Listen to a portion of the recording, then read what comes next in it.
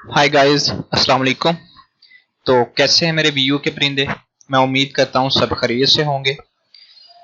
This is CS504 software engineering 1। एक new series को start करने जा रहे हैं। मैं आपका इंस्ट्रक्टर मोहम्मद बिलाल। बुक को डिलीवर किया है डॉक्टर फखर लोधी साहब ने। माशाल्लाह बहुत ज्यादा अच्छे वाले प्रोफेसर हैं और बहुत ज्यादा नॉलेज है इनके पास। ये आपका कुछ कंटेंट है और ये है लेक्चर नंबर 1। बंदा नशीत आपकी खिदमत में हाजिर। जैसे कि आप फर्स्ट सेमेस्टर से मेरे लेक्चर लेते आ रहे हैं। अगर आपको लेक्चर अच्छे लगते हैं तो चैनल को सब्सक्राइब, लाइक और सब कुछ कर दिया करें। लेक्चर नंबर 1 में कुछ असल में ये इंट्रोडक्शन टू सॉफ्टवेयर इंजीनियरिंग की जो फील्ड है उसका कुछ इंट्रो है और उसी के मतलब पूरी बुक है कि जब कंप्यूटर साइंसेज की जो एक फील्ड है जिसे सॉफ्टवेयर इंजीनियरिंग कहा जाता है उसके मतलब वो कुछ इंफॉर्मेशन आपको प्रोवाइड करना चाहता है। तो सबसे पहले यहाँ पे हम इसका इंट्रोडक्शन करते हैं, फिर व्हाट इज सॉफ्टवेयर और एटसेट्रा ऑल थिंग्स। इंट्रोडक्शन में वो ये बताना चाहता है कि कुछ भी नहीं बताया उसने। वो चाहता है कि आपको इसका इंट्रोडक्शन पढ़ने से पहले आपको पता होना चाहिए कि सॉफ्टवेयर क्या होता है। What is software. आपको पता है सॉफ्टवेयर क्या होता है। When we write program for computer, जब हम कंप्यूटर के लिए एक प्रोग्राम लिखते हैं, एक कोड लिखते हैं, we name it as software. हम इसको सॉफ्टवेयर का नाम देते हैं। जैसे कि हमने कंप्यूटर के लिए किसी बंदे ने ये MS वर्ड बनाया, PDF बनाया, उसने क्रोम बनाया, तो उसने कंप्यूटर के लिए जो कुछ भी बनाया उसको सॉफ्टवेयर कहा उसने। But software is not just program. ये बहुत ही इंपॉर्टेंट वाली लाइन है कि सॉफ्टवेयर जस्ट एक प्रोग्राम नहीं होता। Many things other than the program are also include in software. Software में इसके अलावा बहुत सारी चीजें होती है। यानी कि जो प्रोग्राम होता है वो तो प्रोग्रामिंग होती है, कोड लिखा होता है, लेकिन इसके अलावा इसमें कुछ ग्राफिक्स काम होते हैं, बहुत सारी चीजें, टूल मजीद होते हैं। इस वजह से वो कहता है कि ये सिर्फ तकरीबन मेरे ख्याल से कुछ 40 या 47% प्रोग्राम होता है और बाकी चीजें डिफरेंट होती हैं। Some continued items of the software are describe below. जो कि चीजें सॉफ्टवेयर के अंदर होती हैं वो कहता है कि कुछ ये हैं। इसमें प्रोग्राम होता है, डाटा होता है और डॉक्यूमेंटेशन होती है। प्रोग्राम क्या था। प्रोग्राम और a code itself is definitely included in software. यानी कि बिल्कुल वो कहता है कि प्रोग्रामिंग कर लो या आप कोडिंग कर लो, वो कहता है कि इसमें शामिल होती है, बिल्कुल होती है। उसके बाद वो कहता है इसमें डाटा होता है। डाटा की जिस चीज पे आपने सॉफ्टवेयर बनाना है, मिसाल के तौर पे मैंने एक मछली पकड़ने वाला सॉफ्टवेयर बनाना है, तो मछली की चीजें तो मैंने उसमें ऐड करनी है ना कि कौन सी मछली पकड़नी है। वैसे ये मेरी बेतुकी सी बेढंगी सी एग्जांपल है, लेकिन मैं आपको जरा स्लीस करने की कोशिश करता हूँ, एंटरटेनिंग। तो data on which programme operate, मतलब जिस चीज पे वो कहता है कि हमने प्रोग्राम को ऑपरेट करना है उसके मतलब डाटा। जैसे कि मेडिकल व्हाट्सएप वाला सीन था, तो व्हाट्सएप ने उसने कहा कि इसमें डाटा क्या होगा, कॉन्टैक्ट्स होंगे। तो इस तरह से कि उसके रिलेटेड डाटा होना चाहिए जो सॉफ्टवेयर आपने बनाना है। उसके बाद डॉक्यूमेंटेशन। डॉक्यूमेंटेशन क्या होता है, डॉक्यूमेंट से ये निकला डॉक्यूमेंटेशन। और अनदर वेरी इंपॉर्टेंट, क्या अब उसने बोला, very important thing that most of use us sorry most of us forget. जो कहता है हम अक्सर भूल जाते हैं डॉक्यूमेंटेशन।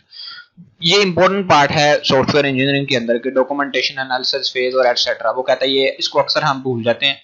तो वो भूल जाता है, हमें तो बिल्कुल नहीं भूलता, क्योंकि हमने documentation related software are also considered as a part of the software. मतलब वो कहता है कि ऑल डॉक्यूमेंट्स, मिसाल के तौर पे डाटा के बाद जितने भी डॉक्यूमेंट्स उससे रिलेट करेंगे उसको डॉक्यूमेंटेशन कहते हैं। कहता है the software is not just a code written in the COBOL language, Java, Fortran, C, C++, C Sharp, Python, etc.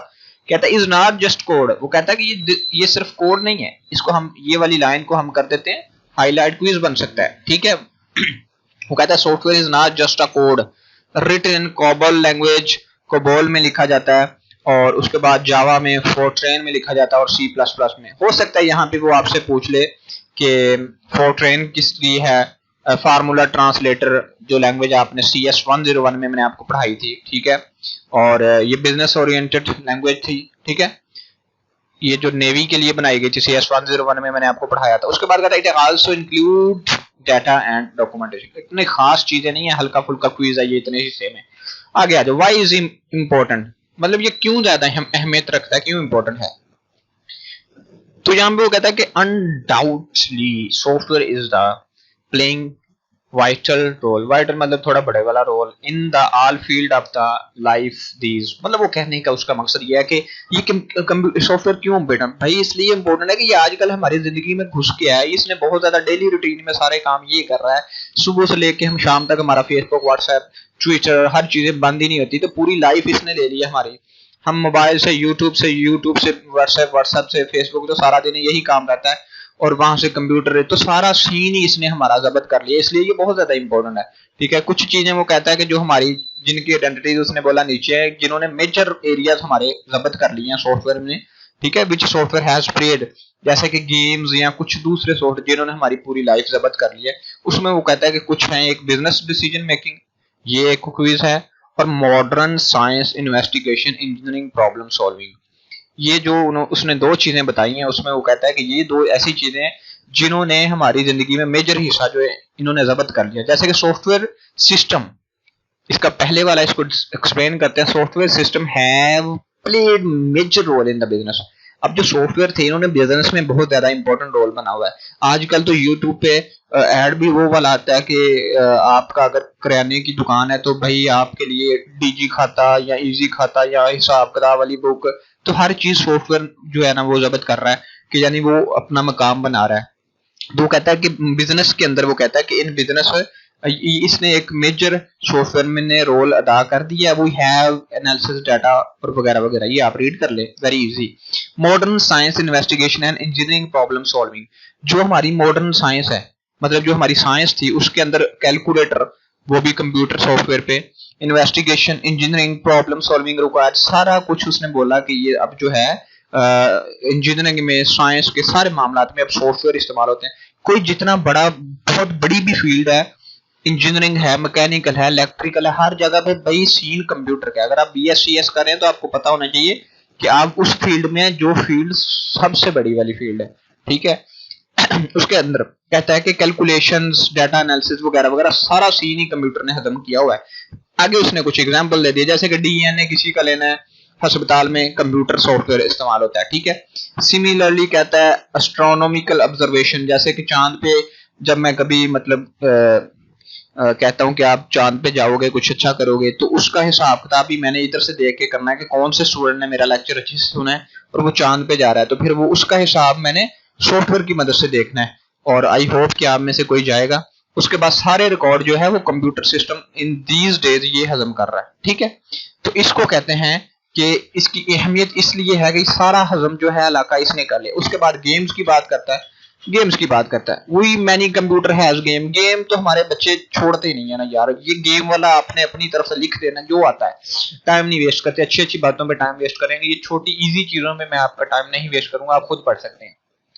उसके बाद system, many kinds of the, मतलब ये उसने बोला है इम्बेडेड सिस्टम। इम्बेडेड सिस्टम से मुराद होता है छोटी छोटी चिप लगा के छोटे काम किए हुए इलेक्ट्रॉनिकल, जिसमें वो कहता है मैनी किड्स गैजेट्स, जिसमें बच्चों के खिलौने आ गए, लाइक स्मॉल माइक्रो कंट्रोलर, या फिर कार छोटी, फिर टेलीविजन, ये सारी चीजें इसमें भी कंप्यूटर सिस्टम कर रहा है। जैसे छोटे छोटे, वो एक मोबाइल होता था जब मैं छोटा होता था, उस पर सॉन्ग चलता था चल शैया शैया वाला, तो वो भी सारा कंप्यूटर गैजेट पे मबनी है। और ये काम किसने किया होता है, वो कंप्यूटर ने किया था। इलेक्ट्रिक और इलेक्ट्रॉनिक्स की जो इंजीनियरिंग होती है IEEE, तो उसने ये सारा काम सॉफ्टवेयर से करवाया। एजुकेशन में सॉफ्टवेयर, ऑफिस में सॉफ्टवेयर, इंटरनेट एप्लीकेशन में सॉफ्टवेयर, हर जगह सॉफ्टवेयर। तो इसलिए सॉफ्टवेयर की जो इंपॉर्टेंस है ये वाली, वो सारी की सारी यहाँ पे आपको बता दी गई है। उसके बाद है इंजीनियरिंग क्या होती है।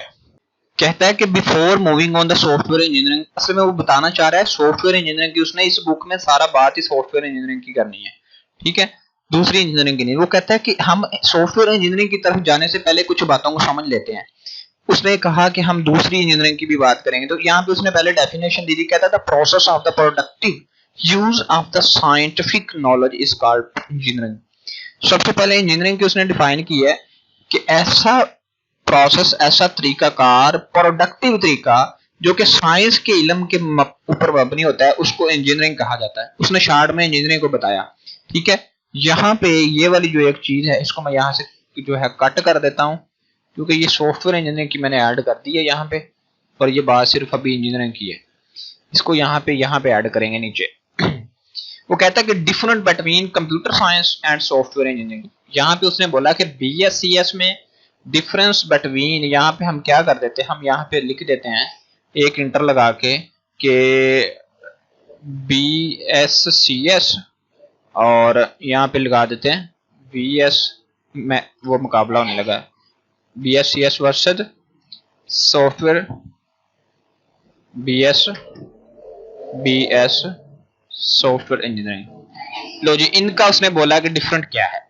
कहता था साइंस का, इसका डिफरेंट बड़ा सिंपल सा है, वो मैं आपको एक सिंगल अल्फाज में बता देता हूँ कि यहाँ पे जो BSCS है, सबसे पहले एक कंप्यूटर की फील्ड आई जिसे इंफॉर्मेशन टेक्नोलॉजी का नाम दिया, जिसे आज भी दुनिया मानती है IT बिगेस्ट फील्ड है, ठीक है। IT के बाद फिर उसका एक एडवांस वर्जन आ गया कंप्यूटर साइंसेस। कंप्यूटर साइंसेस के बाद एक एडवांस टेक्निक आई है, एक टेक्निक का नाम सॉफ्टवेयर इंजीनियरिंग है। तो ये हर चीज फिर दिन ब दिन बेहतर हो सकता है। सॉफ्टवेयर इंजीनियरिंग के बाद उसने आर्टिफिशियल निकाल दिया, और ऐसे ऐसे दिन ब दिन चीजें आती जा रही हैं, ठीक है। तो यहाँ पे वो कहता है कि हम इसको जरा पढ़ लेते हैं, इसके क्या मामलात हैं। तो यहाँ से हम शुरू करते हैं। कहता है there are many engineering field like electrical, mechanical, civil, मतलब बहुत सारी यहाँ पे इंजीनियरिंग है। तो सबसे पहला कहता है कि फिजिक्स, अब यहाँ पे वो एक्सप्लेन करने लगा कुछ। कहता है physics itself is not engineering.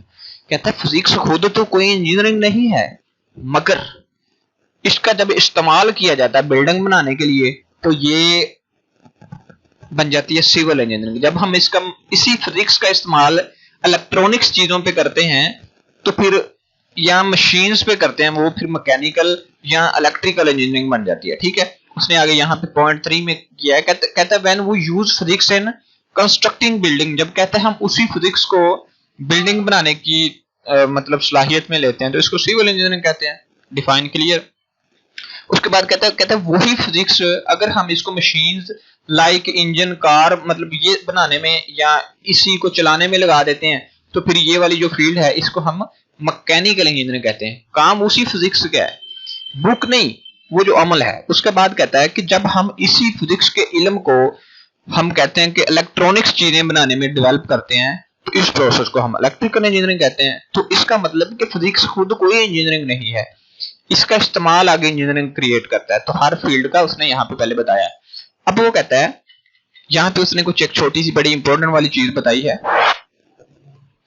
जैसे फिजिक्स का सब चीजों के साथ रिलेशन था ना, इसी तरह उसने बोला कि the relation of computer science with the software engineering is similar as the relation of physics with the electrical, mechanical और civil engineering for that matter, ठीक है।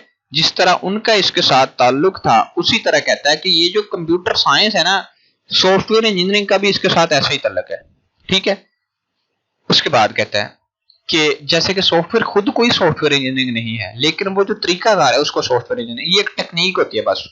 For that matter relation of the any basic science with the engineering field so in etcetera वगैरह वगैरह। अब यहाँ पे उसने कुछ क्लियर किया, कहता है this is the process of the utilizing our knowledge of computer science in the effective production of the software system। अब जो सॉफ्टवेयर सिस्टम होता है कंप्यूटर के लिए, जो सिस्टम के लिए सॉफ्टवेयर बनाया जाता है, उसकी प्रोडक्शन के लिए जो साइंस लगाई जाती है, इफेक्टिव साइंस लगाई जाती है, या उसका जो नॉलेज है उसको हम यूटिलाइज करते हैं। इस सारे तरीकेकार को, इस नॉलेज को, इस प्रोसेस को हमने, उसने बोला कि हमने सॉफ्टवेयर इंजीनियरिंग कहा, तो ये है इसकी डेफिनेशन, ठीक है। उसके बाद कहता है, रिपीट कर देता हूं, दिस इज द प्रोसेस, ये एक तरीका है, ऑफ यूटिलाइजिंग आवर नॉलेज, हमारा जो नॉलेज है ऑफ कंप्यूटर साइंस का, in effective production of the software system, जो कि हमारी साइंस का जो नॉलेज है उसका जो इफेक्टिव प्रोडक्शन है आप सॉफ्टवेयर की, सारे तरीकाकार को। उसके बाद difference between the software and the other system. अब जो सॉफ्टवेयर का सिस्टम है और जो दूसरे सिस्टम है उनमें कहता है कि फर्क क्या है। बहुत ही सिंपल है, बहुत ही इजी वाला है। बेसिकली ये सारी डेफिनेशन, और थोड़ा सा बोरिंग लेक्चर हो सकता है, आगे बहुत छोटे छोटे लेक्चर हैं। तो यहाँ पे वो हमें कहता है कि सॉफ्टवेयर जो है इसका सिस्टम और दूसरे सिस्टम कौन से, जैसे कि कार का सिस्टम होता है, टीवी का सिस्टम होता है, इंसान का सिस्टम होता है, इंसान के जिस्म का सिस्टम होता है, मैदे का सिस्टम होता है, और उसके बाद वो क्या कहता है जहाज का सिस्टम अपना होता है, ऐसे मैकेनिकल का, इलेक्ट्रिकल का, इन सब के अपने अपने सिस्टम होते हैं। कहता है look at the some of the non software system. कुछ सिस्टम ऐसे होते हैं जिनमें सॉफ्टवेयर का अमल नहीं होता, जैसे कि टीवी, कार, इलेक्ट्रिकल बल्ब, इनमें सॉफ्टवेयर का कोई काम नहीं है। ये सारे ऐसे सिस्टम है जिनमें सॉफ्टवेयर नहीं काम करेगा। यहाँ पे कहता है कि सम टाइम कार जो हमने कहता है कि मैन्युफैक्चर की due to some problem in the engine while driving, electrical bulb में भी फ्यूज, मतलब बल्ब हमारा खराब हो गया, ग्लोइंग द टीवी, मतलब ये सारे सिस्टम जो हैं ये सम टाइम कहता है कि इनमें अगर कोई एरर हो जाता है, कुछ प्रॉब्लम हो जाती है, तो आगे उसकी वो बात करता है। The major thing distinction between software system other system is that software does not wear out.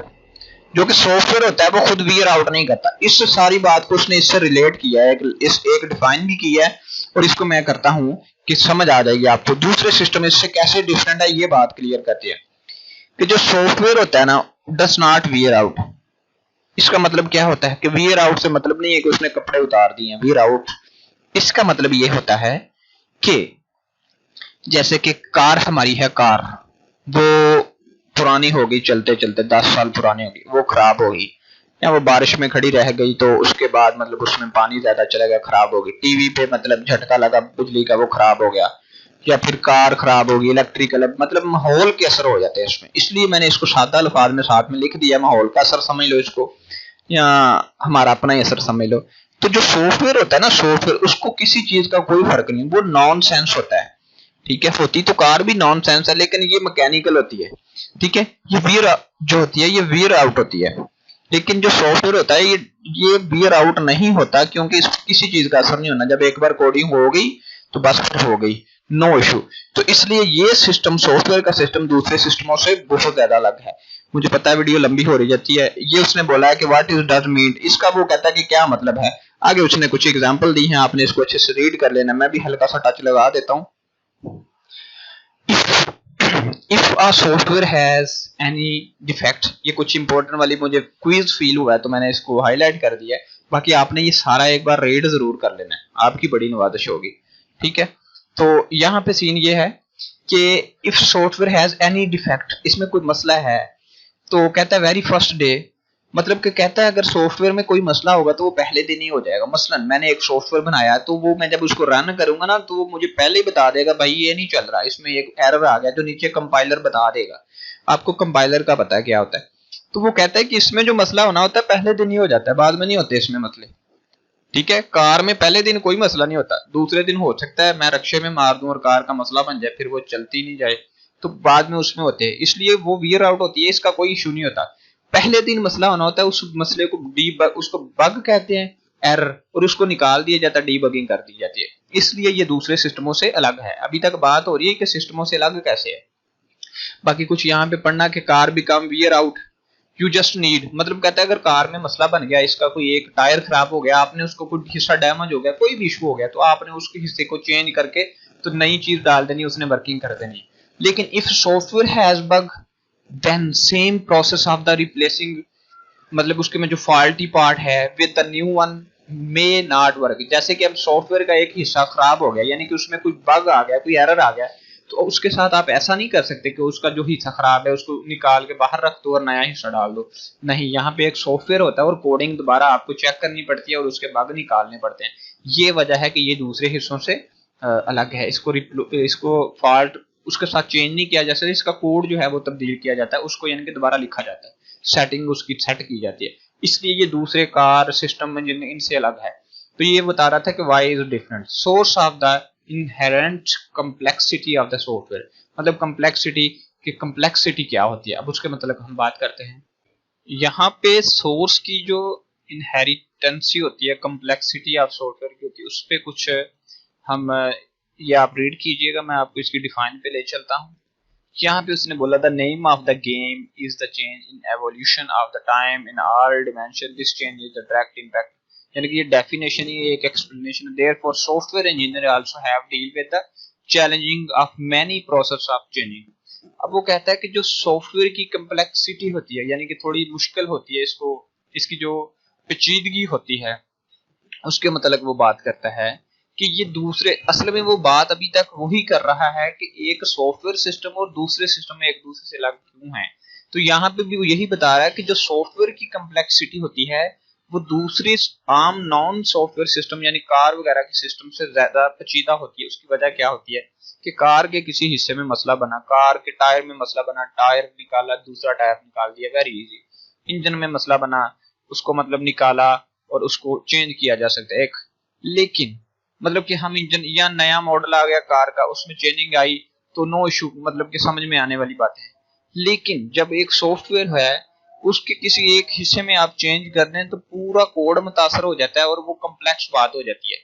यानी कि एक गेम उसने बोला कि कहता है the main major reason of complexity is software is due to basic nature that software पास।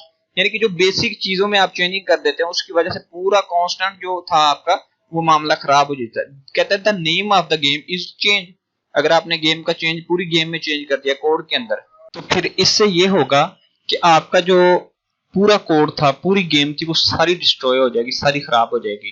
तो इसके लिए जो सॉफ्टवेयर इंजीनियरिंग करता है या सॉफ्टवेयर इंजीनियर होता है या प्रोग्रामर होता है, उसने फिर इस सारी प्रॉब्लम को फिर दोबारा से रीअरेंज करना होता है और इसको सेट करना है। इसलिए ये काम थोड़ा सा डिफिकल्ट है, दूसरी कम्प्लेक्सिटी से ये ज्यादा कम्प्लेक्स हो जाता है। ये चीजें इसको कम्प्लेक्स बनाती हैं, ठीक है। उसके बाद नेक्स्ट सॉफ्टवेयर की जो है क्राइसिस, मतलब कि आपको सिंपल नाम से पता चल गया होगा कि सॉफ्टवेयर में जो क्राइसिस होते हैं उनमें मतलब जो भी मामला है उसको रीड करते हैं।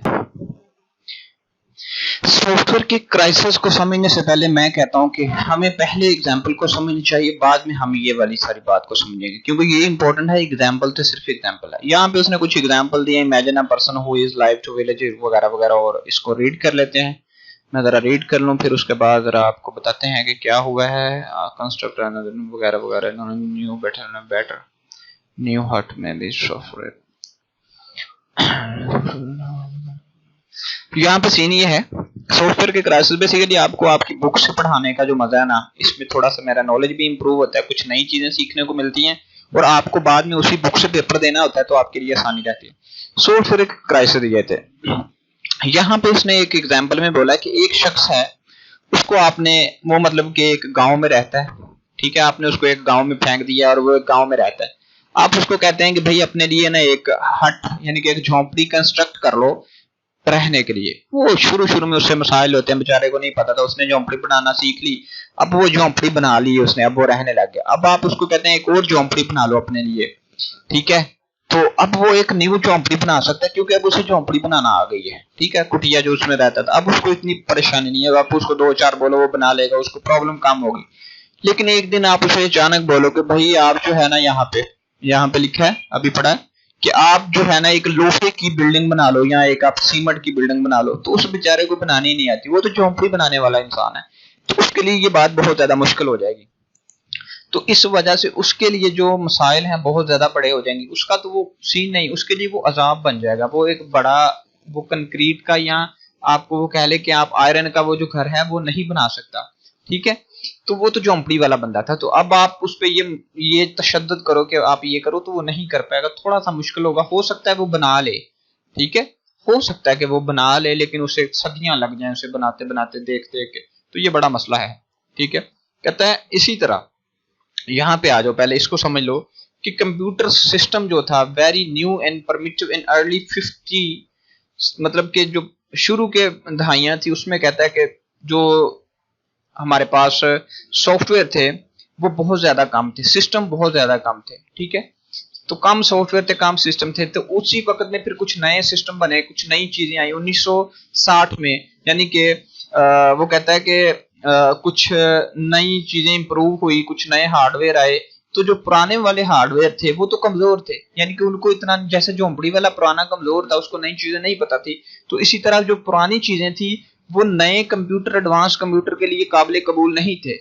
तो ये बहुत बड़ा मसला बन गया, तो फिर उनको उन पे मसलत नहीं किया जा सकता। तो ये कंप्यूटर के लिए फिर बड़ी कम्प्लेक्स चीज थी कि वो बहुत ज्यादा डिफिकल्ट था, नए कोड लिखना बहुत ज्यादा डिफिकल्ट था। ये वाली जो बात पढ़े कि नए कोड लिखना मुश्किल था, नए टूल्स टेक्निक जो उसमें यूज होनी थी बहुत कम्प्लेक्स थी, क्योंकि किसी को पता नहीं था। झोंपड़ी वाले बंदे जैसा सीन था कि आप झोंपड़ी बनवा सकते हैं, लेकिन उससे अचानक उससे कहें कि आयरन का घर बनाए, वो नहीं बना सकता, वो तो एक वेल्डिंग वाला बना सकता है। इसी तरह पुरानी चीजें थी, उस पर नई चीजें आई, यानी कि नए कंप्यूटर और नए सॉफ्टवेयर आए, तो वो एक दूसरे के साथ मैच नहीं हुए, तो ये कंप्यूटर के लिए एक क्राइसिस हुआ।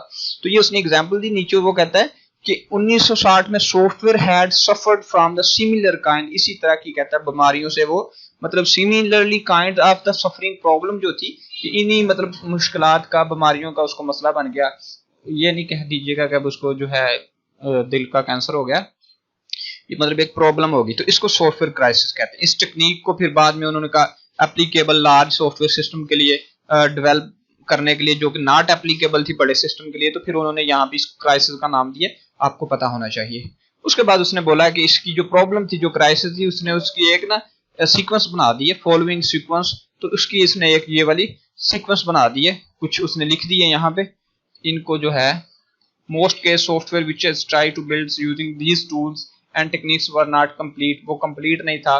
फिर उसके बाद कहता है time it was deliver too late, मतलब जितने टाइम इसको डिलीवर करना था हमें से बना नहीं, वो लेट हो गया, कंपनी भाग गई, तो टाइम टू लेट डिलीवरी नहीं हो पाई। प्रोजेक्ट वर ओवर बजट, मतलब जो प्रोजेक्ट थे वो महंगे थे, हमारे पुराने सिस्टम जो वो कमजोर थे, तो इसलिए बजट से बाहर थे। फिर भी ये सारी चीजें थी जो कि मसाइल का बायस बनी। ठीक है, उसके बाद उसने कुछ आगे लिखा है, बहुत खूब लिखा है कि वो कहता है कि उस वक्त फिर उन दिनों में कहता है कि फिर जो लोग थे वो बहुत ज्यादा परेशान थे, उनको समझ नहीं आ रही थी क्या किया जाए। तो वो कहता है कि people have said that we should use engineering principle, हमें फिर इंजीनियरिंग के प्रिंसिपल यूज करने चाहिए, बहुत ज्यादा इंपॉर्टेंट वाली है। इसको थोड़ा सा हम मजीद जो है मजीद नहीं थोड़ा सा ज्यादा इसको मैंने जरा बड़ा कर दिया है कि लोगों ने सोचा कि हमें इंजीनियरिंग के प्रिंसिपल इस्तेमाल करने चाहिए। माशाल्लाह हमारे घर के पास क्या गाड़ियां और क्या शोर, तो लोगों ने सोचा कि इंजीनियरिंग के प्रिंसिपल हमें यूज करने चाहिए सिस्टम को डेवलप करने के लिए। तो कहता है same way we use the principle developing the car, जैसे कि हमने कार को बिल्डिंग को यूज करने के लिए एक तरीका कार, तो इसी चक्कर में कहता है इस मुश्किल का सामना करने के लिए फिर सॉफ्टवेयर इंजीनियरिंग का जो फील्ड थी वो डेवलप हुई। इन क्राइसिस के जो काम आम पर्सन नहीं कर पा रहे थे, फिर उनके लिए एक एडवांस पर्सन तैयार हुए, उसी टेक्निक को इस्तेमाल करने वाले, जो उसी प्रिंसिपल को इस्तेमाल करते थे, जो कॉम्प्लेक्स चीजों से मुकाबला करते थे। 1960 1960 एन इम्पोर्टेंट रिजल्ट, इसका जो रिजल्ट था लोगों को फिर रियलाइज हो गया दैट कि कोडिंग इज नॉट इनफ, यानी कि हम पढ़ रहे थे कि सॉफ्टवेयर इंजीनियरिंग दूसरे सिस्टम से या बीएस सीएस से कैसे डिफरेंट है कंप्यूटर साइंस से। तो पहले भी कंप्यूटर साइंस थी जिसमें कंप्यूटर कोडिंग की जाती थी, प्रोग्रामिंग की जाती थी। फिर 1960 में ये बात हमें रियलाइज हुई कि कोडिंग ही जो है वो सिर्फ काफी नहीं, तो इसको फिर उसने सॉफ्टवेयर इंजीनियरिंग मुतारफ करवाई। असल में सॉफ्टवेयर इंजीनियरिंग जो है वो बेसिकली एक टेक्निक है, एक तरीका है, एक प्रिंसिपल है जो कि हर शख्स पहले नहीं कर पा रहा था, बाद में ये फिर एक फील्ड मुतारफ हुई। ठीक है, उसके बाद कहता है मोर कम्प्लेक्स सॉफ्टवेयर एप्लीकेशन, इसको आप खुद करें। सॉफ्टवेयर इंजीनियरिंग डिफाइंड बाय, अब सॉफ्टवेयर इंजीनियरिंग की जो डिफाइन है वो IEEE ने की है। IEEE international institute of electrical and electronics engineering का है, बहुत अच्छी फील्ड है, आई लाइक दिस फील्ड। तो उन्होंने इसकी कुछ तारीफ इस तरह से की है कि application of the system disciplined quantifiable approach to development the operations maintenance of software, that is application of the engineering software। ठीक है, उन्होंने कुछ इसकी इस तरह से डिफाइन की। उसके बाद इसकी डिफाइन जो है एन सोमेरविल ने की, जिसने बोला कि all aspects of the software production software engineering is not just concerned with the technical process of the software development but also with activities such as software projects management and with the development of the tools method and etc। उसके बाद software engineering उसने दोबारा उसको आगे mention किया। Software engineering के अंदर उसने बोला कि सॉफ्टवेयर इंजीनियरिंग के अंदर उसने एक डिफाइन फिर से प्रोडक्शन लिख दी है, और उसने बोला कि द सॉफ्टवेयर इंजीनियरिंग, इसमें जो बहुत ज्यादा रिलेशन है इकोनॉमिक्स का है, इकोनॉमिक्स के साथ बहुत ज्यादा जुड़ी हुई है। यानी कि वो कहता है कि इसकी जो प्रोडक्शन है something like programming language, programme language design, ये तो इकोनॉमिक्स की फील्ड नहीं है, सॉरी फिर मैं गलत पढ़ गया ना, तो इसको यहां से मैं स्टार्ट कर देता हूं। वो कहता है कि यहां से इसको ये कलर करते हैं।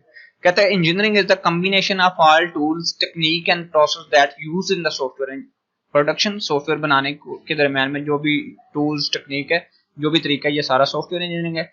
Therefore software engineering encompasses all those things that are used in the software production are these, ये मतलब उसकी जो टूल्स जो चीजें इस्तेमाल होती हैं इसमें सॉफ्टवेयर की language, design, technique, tools, testing, maintenance, development, ये सारी जितनी भी ये 5-6 लिखे हुए हैं ये सारे सॉफ्टवेयर इंजीनियरिंग है। इन सबको सॉफ्टवेयर, ये हो सकता है क्विज आए। उसके बाद कहता है those things that are related to the software are also related to the software engineering. कहता है जो चीज सॉफ्टवेयर को बनाने के या सॉफ्टवेयर से रिलेटेड होती है वो सॉफ्टवेयर इंजीनियरिंग से भी रिलेट करती है। ठीक है, बहुत ज्यादा अच्छा इंपॉर्टेंट पॉइंट है। उसके बाद उसने बोला you will definitely see that the software engineering is related to the those things that are helpful for software development. वो कहता है कि सॉफ्टवेयर इंजीनियरिंग जो है सब उन चीजों से जुड़ी हुई है जो कि सॉफ्टवेयर बनाने में या चलाने में इसकी मदद करते हैं।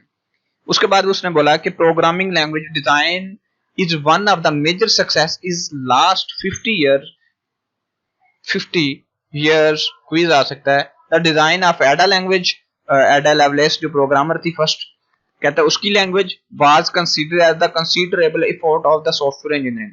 उसके बाद कहता है now the these days object oriented programming is widely being used if programming language will not support object orient। अगर प्रोग्रामिंग लैंग्वेज ऑब्जेक्ट ओरिएंट को सपोर्ट नहीं करता then it will be very difficult to implement object oriented design using object oriented principle। अगर वो कहता है इसको वो सपोर्ट नहीं करता तो फिर इसके प्रिंसिपल इस्तेमाल करते हुए इसको लागू करना बहुत मुश्किल है। उसके बाद वो कहता है effort made the basis of the software engineering. Well engineering software, अब वेल इंजीनियरिंग सॉफ्टवेयर क्या होता है? वो वाली इंजीनियरिंग या वो वाला वेल इंजीनियरिंग सॉफ्टवेयर जिसमें ये वाली सारी चीजें होती हैं उसको वो कहता है कि हम वेल सॉफ्टवेयर कहते हैं। एक अच्छा सॉफ्टवेयर मतलब क्या होना चाहिए सॉफ्टवेयर में? ये रिलायबल होना चाहिए, इसका इंटरफेस बहुत ज्यादा चाहिए, बहुत ज्यादा इंपॉर्टेंट है ये वाला पार्ट बहुत ज्यादा इंपॉर्टेंट है, ये सारे क्विज हैं। इसका इंटरफेस अच्छा होना चाहिए, एक्सेप्टेबल होना चाहिए, परफॉर्मेंस अच्छी होनी चाहिए, क्वालिटी गुड होनी चाहिए, कॉस्ट बहुत कम होनी चाहिए, तो ये एक अच्छा सॉफ्टवेयर होता है। बाकी इसको रीड करें, ये लिस्टेड किया हुआ मैंने, बहुत ज्यादा इंपॉर्टेंट है, ये आपने मिस नहीं करना। यहाँ पे उसने बोला इकोनॉमिकली, ये देखा मैंने सोचा था कि ये होना चाहिए। When we talk about the engineering system, we first analyze whether is the economically यानी कि इसका बिजनेस कितना है। ठीक है, सॉफ्टवेयर की डेवलपमेंट कितनी है, लाइक कीपिंग एटसेट्रा, इसको पढ़ लें अच्छे से। उसके बाद वो क्या कहता है? उसके बाद कहता है the major challenges for software engineering is that has to build software within the limited time, budget, cost. मतलब सबसे बड़ा मसला इसमें था कि कम पैसों में एक अच्छा सॉफ्टवेयर बनाना और जल्दी जल्दी यानी कि कम टाइम में, ये बहुत बड़ा चैलेंज था। तो इसके लिए ऑब्जेक्ट ओरिएंटेड या फिर एडवांस प्रोग्रामिंग आ गई जिसने इन चीजों को सेट कर दिया, जिसको सॉफ्टवेयर इंजीनियरिंग की फील्ड में आप काउंट कर सकते हैं। ठीक है, उसके बाद इसमें ये सारी चीजें, इसको रीड करें, मेंटेनेबल, रिलायबिलिटी, एफिशिएंसी एटसेट्रा। उसके बाद बैलेंसिंग एक्ट, यानी कि बैलेंसिंग एक्ट से मुराद है आपकी कि चीजों को बैलेंस करना, मतलब कि एक सॉफ्टवेयर है उसमें चीजों को मैनेज करना। चीजों से मुराद मतलब ऑप्शंस को, फंक्शंस को, यानी कि उसकी एफिशिएंसी, रिलायबिलिटी, सब चीजों को आपस में ना मेंटेन, बराबरी मतलब उनकी देनी, उनको स्टेबल करना, उनको बैलेंस करना। जैसे कि फ्रेंड लाइंस इंपॉर्टेंट, ये सारी चीजें लिखी हैं, इनको पढ़ें। जैसे कि हम वो कहते हैं कि जैसे कि कॉस्ट है, एक सॉफ्टवेयर की कॉस्ट और उसकी एफिशिएंसी, इसको बैलेंस करना है कि अगर इतनी कॉस्ट लगाएंगे तो वो इतना एफिशिएंट होना चाहिए। तो इसका इसके साथ है कि इतनी कॉस्ट है तो इसकी एफिशिएंसी इतनी, ज्यादा कॉस्ट है ज्यादा एफिशिएंट है, इनको बैलेंस करना है। कॉस्ट वर्सेस रिलायबिलिटी, अगर ज्यादा कॉस्ट है वो ज्यादा रिलायबल होगा, अगर कम कॉस्ट है वो कम रिलायबल होगा। लेकिन आपने कम कॉस्ट में ज्यादा रिलायबल करना है, कम कॉस्ट में ज्यादा एफिशिएंसी देनी है, इन चीजों को आपने करना है, बैलेंस करना है इन चीजों का, एक ऐसा सॉफ्टवेयर बनाना है, इसको कहते हैं बैलेंसिंग एक्ट। उसके बाद बैलेंसिंग के अंदर जो हमारे मतलब प्रॉब्लम्स आते हैं, उसने कुछ प्रॉब्लम्स का नाम दिया। कितना लंबा और बोरिंग लेक्चर है यार, मैं तो खुद थक गया हूं। उसके बाद थोड़ा सा स्पीड लगा दें। लॉ ऑफ डिमेंशनिंग रिटर्न, ये खुद पढ़ लेना। Whether you perform the task improving the quality software will be, बस ये पढ़ लेना, इतना इंपॉर्टेंट नहीं है। सॉफ्टवेयर बैकग्राउंड, सॉफ्टवेयर के बैकग्राउंड में म्यूजिक कौन सा होना चाहिए, ये बात वो नहीं लिखी है इसमें। इन्होंने बोला कि कैपर जोन्स जो कि एक प्रैक्टिशनर था या एक रिसर्चर था जो प्रैक्टिकल करता था या रिसर्च करता था फील्ड ऑफ सॉफ्टवेयर इंजीनियरिंग में, उसने मेड इमेंस रिसर्च, उसने बहुत बड़ी रिसर्च की सॉफ्टवेयर की team productivity. He made company, उसने एक कंपनी बना दी, बहुत ज्यादा इंपॉर्टेंट वाली लाइन है। Company productivity research in which they analyse many project publish result in the form of, उसने बहुत सारे मतलब इस कंपनी में सॉफ्टवेयर इंजीनियरिंग पे उसने रिसर्च की और फिर उसको एक बुक में लिखा।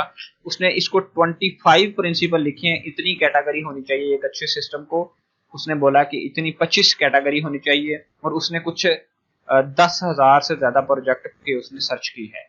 उसके बाद क्या कहता है, उसमें कहता है कि वी विल डिस्कस ओनली 9, उसने यहाँ पे 9 को डिस्कस किया, project management, requirement, design, coding, testing, ये सारे पढ़ो, ये बहुत ज्यादा इंपॉर्टेंट है, इसको रट्टा लगाओ, टेस्ट ऑफ द एक्टिविटीज और वगैरह वगैरह। कहता है coding is very important but it is more than, वो कहता है ये 13-14% होती है सिर्फ, ठीक है। मतलब अगर आप एक सॉफ्टवेयर बनाते हैं तो उसके अंदर जो कोडिंग होती है वो 13 से 14% होती है, हत्ता कि कुछ कोडिंग होती है वो 40% चले जाते हैं हम, लेकिन वो भी एक टेक्निक होती है, तो उसको भी टेक्निक में काउंट करोगे, कोडिंग में नहीं। हत्ता कि होती वो भी कोडिंग है, लेकिन वो कहते हैं कि एग्जैक्ट कोडिंग इज 13 to 14%, ठीक है। होल इफर्ट सॉफ्टवेयर की डेवलपमेंट में जो होता है ये इतनी सी होती है। उसके बाद उसने एक फ्रेड बुक का नाम लिखा है जिसने सॉफ्टवेयर इंजीनियरिंग के अंदर उसने रिलेशन को बताया। उसने एक बुक लिखी मैथिकल मैन मंथ, ठीक है, उसमें उसने एक आर्टिकल लिखा हुआ है नो सिल्वर बुलेट्स, उसका आर्टिकल जो है वो यहाँ पे लिखा है, इसको आप खुद पढ़ेंगे। और आई होप सो दैट कि आपको ये लेक्चर अच्छा लगा होगा। इसकी समरी नीचे है, इसकी डिफाइन उसने फिर से बता दी है, ये इसकी समरी है। ये क्वेश्चन आएगा what is the software engineering, what is the importance, what is the software crisis, ये सारी चीजें आपको क्वेश्चन आएंगी। ये था आपका lecture number 1, software engineering CS504। I hope so that कि आपको ये लेक्चर बहुत ज़्यादा अच्छा लगा होगा। अगर आपको लेक्चर अच्छा लगा है, चैनल को लाइक करें, सब्सक्राइब करें, और अगर इसी तरह के मुझे लेक्चर आप चाहते हैं तो मुझे सपोर्ट करते रहें और मेरी टीम को। टेक केयर, गुड नाइट, अल्लाह हाफिज़।